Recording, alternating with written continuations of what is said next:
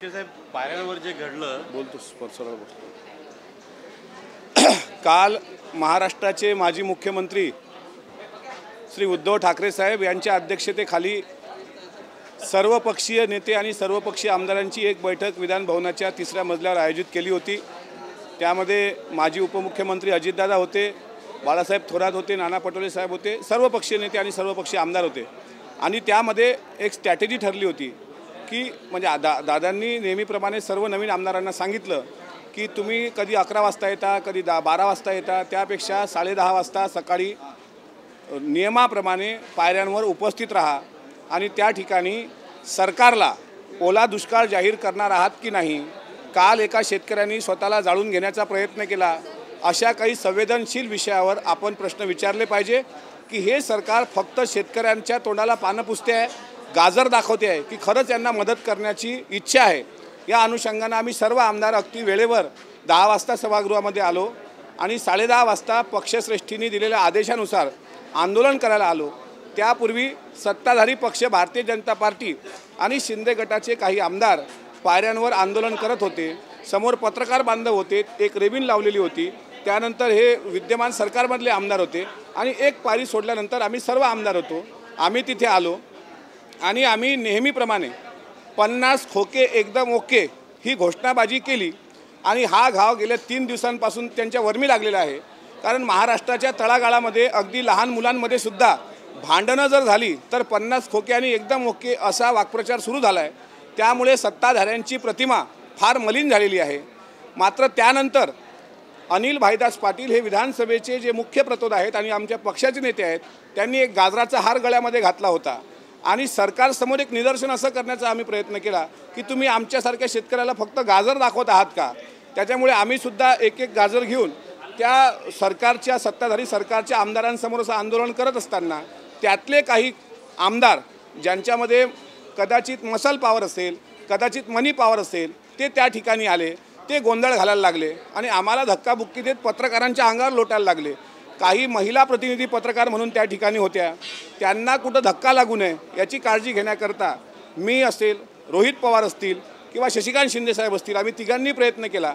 मात्र जे आमदार ज्यांना मी ओळखत नाही, अजूनपर्यंतही मी त्यांना पाहिलं नव्हतं, आज त्यांना प्रत्यक्ष पाहिलं, पण ते नंतर आमदार आहेत असं मला कळलं. शेवटी त्या लॉबीमध्ये आमदारच असावेत.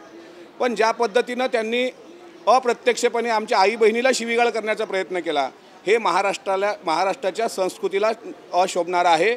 आणि त्यानंतर डोळे काढले आणि तेच आमदार इथे येऊन त्याच पक्षाचे काही लोक म्हणतात आमच्या शिंगावर कोणी आलं तर आम्ही शिंगावर घेऊ, आमच्या कोणी नादाला लागलं तर आम्ही त्याचा नाद काढू, आम्ही तुमचा चट्टापिट्टा काढू. तुम्ही तुमच्या शिंगावर कोण येणार आहे बाबा. जळी स्थळी काष्टी पाषाणी तुमचं सरकार आहे आणि आमच्यासारखे सर्वसामान्य शेतकऱ्याची मुलं. आज महाराष्ट्राच्या समोरचा प्रश्न इतका आहे की बाबा उद्या अधिवेशन संपणार आहे, परवाच्या दिवशी पोळा आहे, मग शेतकऱ्याला ओला दुष्काळ तुम्ही जाहीर करणार आहात की नाही. शेतकऱ्यांच्या आत्महत्या वाढल्या, बेरोजगारी वाढली.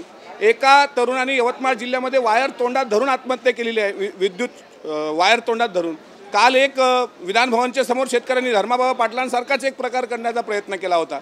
या मुद्द्यावर आम्ही प्रश्न विचारत होतो ना.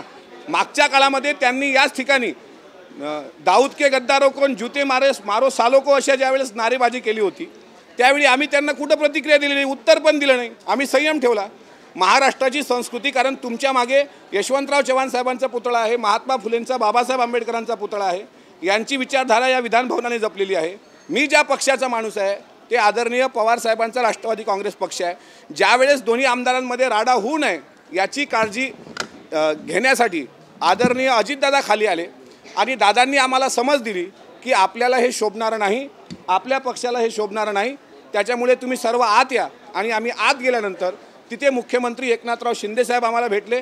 शिंदेसाहेबांना सांगितलं तुमच्या गटातल्या वाह्यात आमदारांना आवरा, त्यांना 2 हात आहेत, आम्हाला पण 2 हात आहेत, पण आम्हाला महाराष्ट्राच्या जनतेसमोर चुकीचा संदेश द्यायचा नाही आहे, या सभागृहाची प्रतिमा मलिन करायची नाही आहे, नव्हे तो आमचा विचार नाही आहे, अशी तक्रार आम्ही स्वतः एकनाथ शिंदे साहेबांसमोर केली.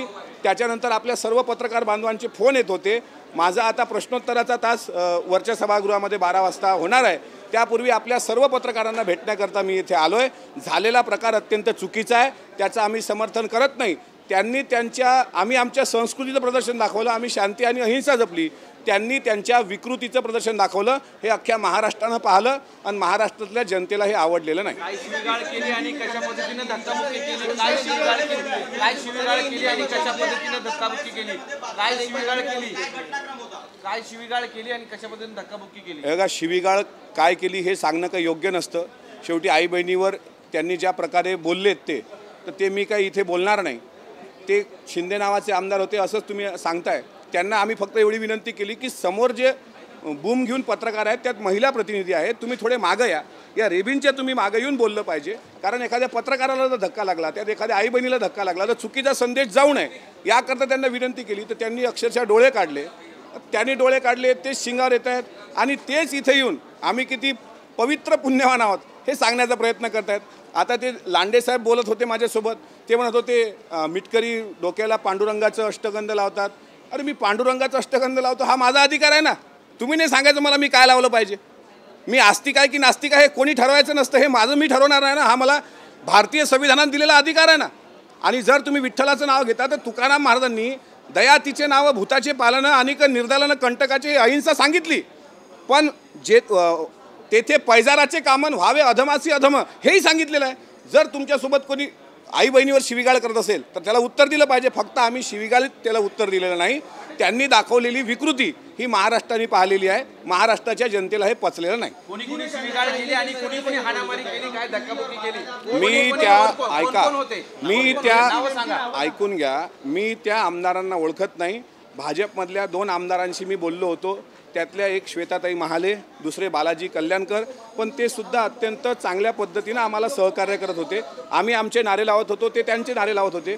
पण हे नवखे आमदार जे आलेत त्यांना मी ओळखत नाही. त्यांनी काय शिवीगाळ केली ते मला इथे सांगायचं नाही. पण डिवचण्याचा प्रयत्न राष्ट्रवादीकडून झाला असं एक थेट आरोप होतोय. कारण कोणाला आम्हाला त्यांचं आंदोलन सुरू होत असताना तुम्ही आलात आणि पुढे गेलात आणि गाजरवर मुद्दावून केला असं त्यांचं म्हणणं आहे. 50 खोके आणि एकदम ओके ही काल दीपक केसरकरांच्या पण जिवारी लागली. अरे तुम्ही घेतले नाहीत तर हे सांगा ना. एक तर तुम्ही कबूल ऐकून घ्या. काल एकनाथराव खडसे साहेबांनी वरच्या सभागृहामध्ये हाच उल्लेख केला 50 खोके आणि एकदम ओके. त्यावेळी केसरकर साहेब उठले, म्हणले मी जर 5 रुपये घेतले असतील तर मी राजीनामा देणार. ठीक आहे, ते एक प्रामाणिक निघाले. पण उर्वरित 49 लोकांनी पण उत्तर द्यावं ना. खोके औषधाचे पण असू शकतात, बिस्किटचे पण असू शकतात. पण तुम्ही स्वतःच्या अंगावर घेताय की यांनी मला चोर म्हटलं मी खरंच चोर आहे, म्हणजे याचा अर्थ तुम्ही दरोडा टाकलेला आहे. आणि जर आम्ही ते नारे लावत असू तर आम्हाला अधिकार आहे ना तो. पण यांनी स्वतःवरती ओढून घेतलेला आहे. यांनी शिकू नये आम्ही गंध लावावं की आम्ही जय श्रीरामचे नारे लावावे. अहो ही लोक रामाचं नाव घेऊन आज सरकार चालवत आहेत. यातले अर्धे आमदार असं सांगतो की ज्यांनी स्वतःच्या भावांसोबत भांडणं केलेली आहेत. आणि प्रभू रामचंद्राचा इतिहास आहे की सावत्र असणाऱ्या भरत नावाच्या भावाला त्यांनी अयोध्येचं राज्य दिलं. यांच्यात दम असेल ना तर यांनी 5-5 एकर शेती द्यावी ना सख्या भावाला. आई वडिलाचं सन्मान करणं शिकवावं. हे शिकवतील का आम्हाला रामभक्ती. त्यामुळे यांनी आम्हाला सांगू नये. आम्हाला डिवचण्याचा प्रयत्न केला असेल तर आम्ही पण यावेळी शांततेची भूमिका ठेवली. गिरीशजी, आम्ही त्यांना कुठेही उद्रेकानं उत्तर दिलं नाही. ते डिवचण्याचा प्रयत्न करतील तो त्यांचा अधिकार आहे. मात्र कुठं महात्मा गांधींच्या सारखी सुद्धा भूमिका घ्यावी लागते. कारण पावसाळी अधिवेशनाचे 2 दिवस शेवटचे राहिले आणि महत्त्वाचा मुद्दा राडा नाही, महत्त्वाचा मुद्दा आहे ओला दुष्काळ जाहीर करा. आणि जर यांनी उद्या संध्याकाळपर्यंत ओला दुष्काळ जाहीर करण्याची भूमिका घेतली नाही त्यानंतर मात्र शेतकऱ्यांकरता याहीपेक्षा मोठा राडा करू. पण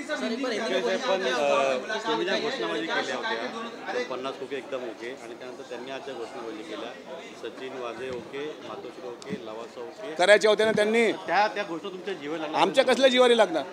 अहो उलटा चोर कोतवाल को डाटे. घोषणा आमच्या आमिष घोषणा दिल्या त्यांच्या जिवारी लागल्या. ते काय घोषणा देत होतं आमचं म्हणणं नाही. उलट आम्ही एक सौहार्दतेचं वातावरण तुम्हाला सांगतो. आत जितके इथं भांडतात ना सर्व वर एकत्र येऊन चहा पितात, एकत्र येऊन जेवण करतात. महाराष्ट्राच्या जनतेसमोर असा धांगडधिंगा कशाला घालताय. शेतकऱ्यांच्या प्रश्नावर एकत्र या ना. आणि जिवारी का लागते. 50 खोके घेतलेत तुम्ही. जर तुमच्या जिवारी लागते याचा अर्थ स्पष्ट आहे. त्यांनी काय नारे द्यायचे हे सांगायचं असतं. पण आमदार म्हणून ज्याची चूक आहे त्याच्यावर कारवाई करा. त्यामुळे कुठेतरी ज्या पद्धतीने सगळे सीसीटीव्ही आहेत, सुरक्षा रक्षक आहेत, या सगळ्यांनी तपास द्यावा आणि जी चूक आहे त्याच्यावर कारवाई करा. बिलकुल. मुख्यमंत्र्यांना भेटायला गेला होता, काय नेमकं मुख्यमंत्री तुमच्या चर्चा नाही. आता सन्माननीय सदस्य प्रताप सरनाईकांनी जे सांगितलं सर्व फुटेज आपल्या पत्रकार बांधवांकडे आहे. कोण सुरुवात केली, कोण राडा केला, कोण शिवीगाळ केली, कोण संयमानं राहिलं, त्याच्यात जो दोषी असेल त्याच्यावर कारवाई करावी. मात्र हा महाराष्ट्राचा मुद्दा असू शकत नाही. चर्चा भरकटवू नका. मुख्यमंत्र्यांना मी भेटलो.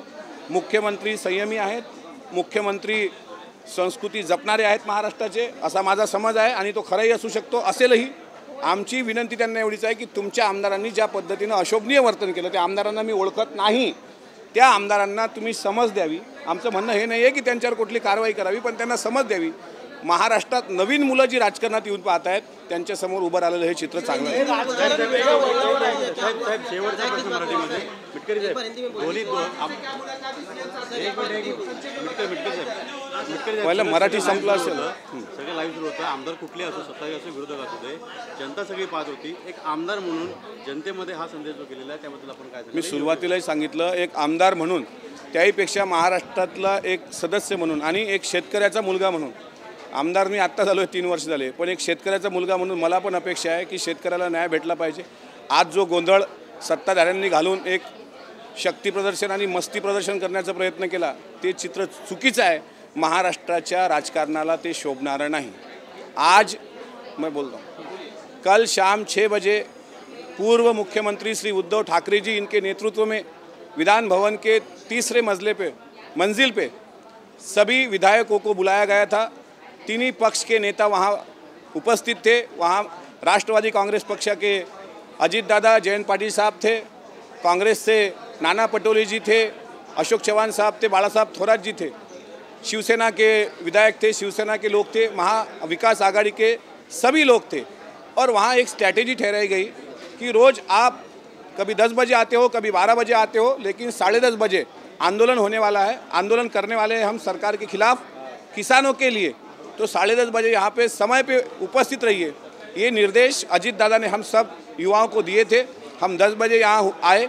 10:30 बजे जो पार्टी ने आदेश दिए उसका अमल करने के लिए हम विधान भवन के बाहर खड़े हुए.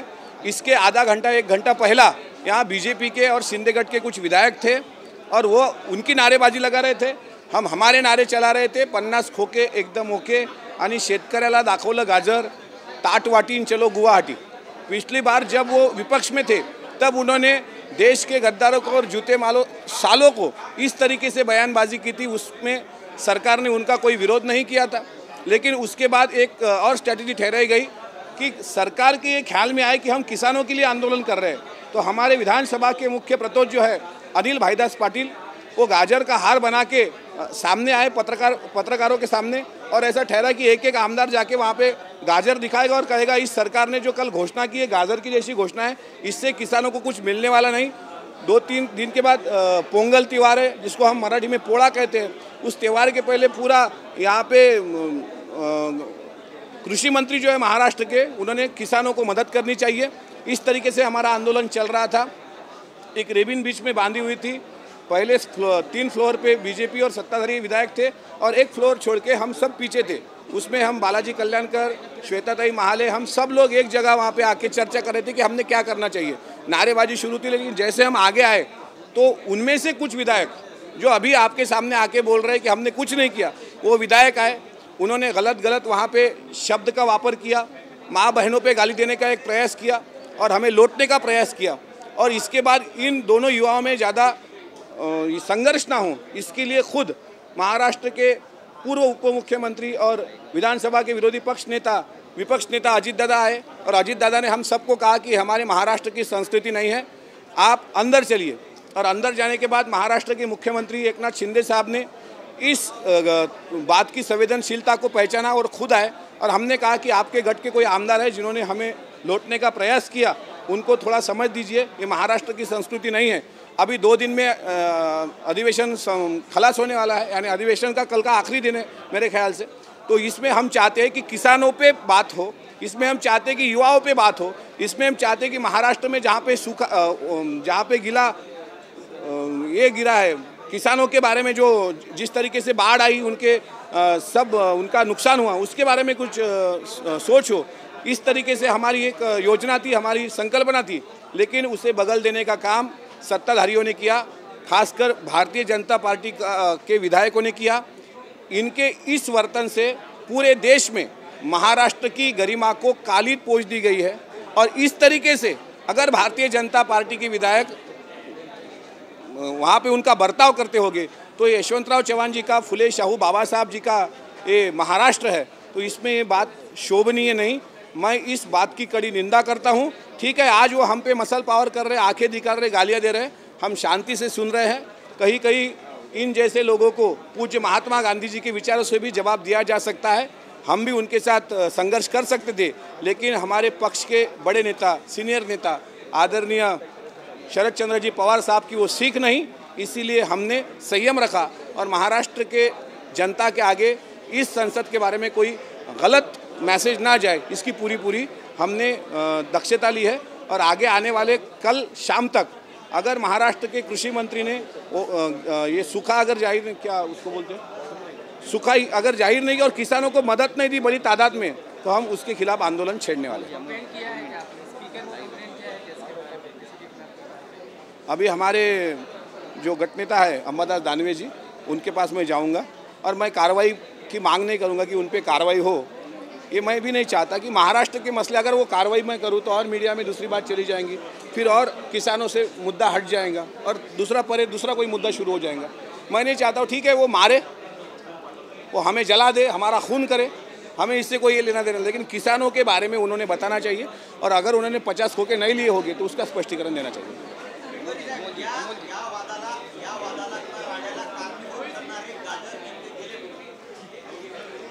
मला काय माहिती म्हणजे ज्यांनी ते गाजर खाल्ले ते त्यांना विचारा। आम्ही फक्त दाखवण्याचा प्रयत्न केला की हे ते गाजर आहेत, ते प्रातिनिधिक स्वरूपात होते, पण एका खोक्यात 50-50 गाजर होते का, ते कुठे गेले हे गाजर खाणाऱ्यांना विचारा। आम्ही फक्त दाखवले।